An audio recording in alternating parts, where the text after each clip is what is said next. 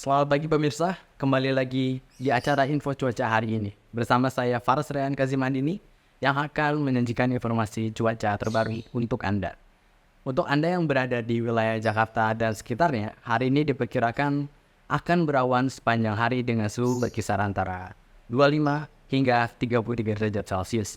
Ada potensi hujan ringan pada sore hari di beberapa titik, jadi sebaiknya tetap siapkan payung jika Anda berencana berpergian. Kita lanjut ke Jawa Barat dan Jawa Tengah. Bandung dan sekitarnya diperkirakan akan hujan ringan di pagi hingga siang hari, sedangkan Semarang akan cerah berawan dengan suhu maksimum mencapai 34 derajat Celcius. Suhu dingin khas Bandung tetap akan terasa di malam hari, dan setelahnya kita bergerak ke Sumatera dan Kalimantan. Wilayah Medan hari ini akan cerah berawan dengan sedikit potensi hujan lokal. Sementara itu di Kalimantan Timur, seperti di Balikpapan, hujan lebat diperkirakan akan mengguyur pada sore hingga malam hari ini. Terakhir di wilayah bagian timur Indonesia, cuaca di Bali dan Nusa Tenggara hari ini cerah berawan sempurna untuk Anda yang berencana menghabiskan waktu di luar. Namun di Papua, terutama Jayapura, hujan ringan bisa turun sepanjang sore. Itulah perkiraan cuaca hari ini. Dan setelahnya pemirsa, tetap jaga kesehatan dan persiapkan diri menghadapi cuaca di daerah Anda. Sampai jumpa di info cuaca selanjutnya. Baik, selanjutnya berita Presiden terpilih Indonesia resmi dilantik pada hari ini di Gedung MPR DPR Republik Indonesia.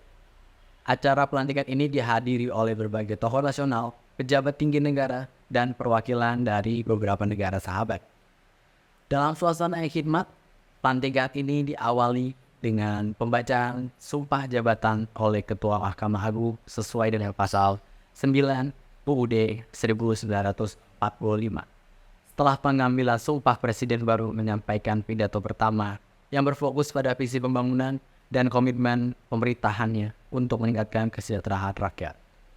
Dalam pidato yang disambut tepuk tangan meriah, Presiden menekankan pentingnya pemersatuan stabilitas politik dan pengembangan ekonomi untuk mengatasi berbagai tantangan yang dihadapi Indonesia saat ini. Berbagai program strategis untuk 5 tahun mendatang juga disinggung dalam pidato ini, termasuk pengembangan infrastruktur digital, pemberdayaan sumber daya manusia, serta kebijakan ekonomi hijau yang lebih berkelanjutan.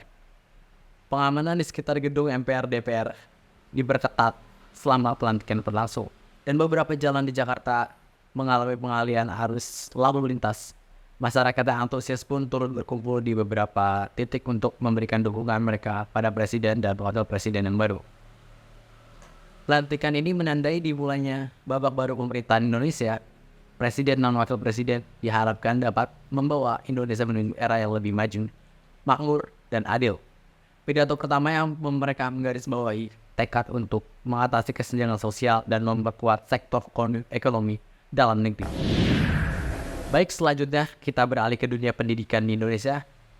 Dunia pendidikan akan segera memasuki babak baru. Kementerian Pendidikan, Kebudayaan, Riset, dan Teknologi atau disebut Kemendikbudristek telah merencanakan penambahan mata pelajaran coding dan artificial intelligence atau kita sebut sebagai AI sebagai pilihan bagi siswa sekolah dasar dan sekolah menengah pertama. Langkah ini diambil untuk membekali generasi muda Indonesia dengan keterampilan yang relevan di era digital. Menteri Pendidikan, Kebudayaan, Riset, dan Teknologi, yaitu Abdul Muti, mengungkapkan bahwa materi pelajaran coding dan AI akan diberikan sebagai mata pelajaran pilihan, bukan mata pelajaran yang wajib. Dengan demikian, siswa yang tertarik pada teknologi dan inovasi digital dapat mempelajari keterampilan ini sejak dini. Pak Abdul Muti berharap dengan adanya pelajaran ini, anak-anak Indonesia akan memiliki dasar yang kuat dalam pemrograman dan pengembangan kecerdasan buatan. Menurut Menteri Abdul Muti, keterampilan dalam bidang teknologi informasi seperti coding dan AI kini semakin dibutuhkan tidak hanya untuk keahlian teknis, namun juga untuk pemecahan masalah dan kreativitas. Inisiatif ini juga sejalan dengan upaya pemerintah dalam menghadirkan Merdeka Belajar yang memberikan siswa kebebasan untuk memilih bidang yang sesuai dengan minat dan bakat mereka. Penambahan mata pelajaran ini akan diawali dengan pilot project di beberapa sekolah di Indonesia. Kemendikbudristek juga akan menyediakan pelatihan bagi para guru untuk memastikan materi disampaikan secara efektif, Nantinya jika program ini berjalan baik, pelajaran coding dan AI akan diperluas ke lebih banyak sekolah di seluruh Indonesia. Dengan adanya rencana ini, Indonesia diharapkan dapat lebih kompetitif dalam menghadapi revolusi industri 4.0 dan siswa Indonesia memiliki keunggulan dalam keterampilan digital sejak dini. Kita nantikan bersama perkembangan program ini dalam dunia pendidikan di Indonesia.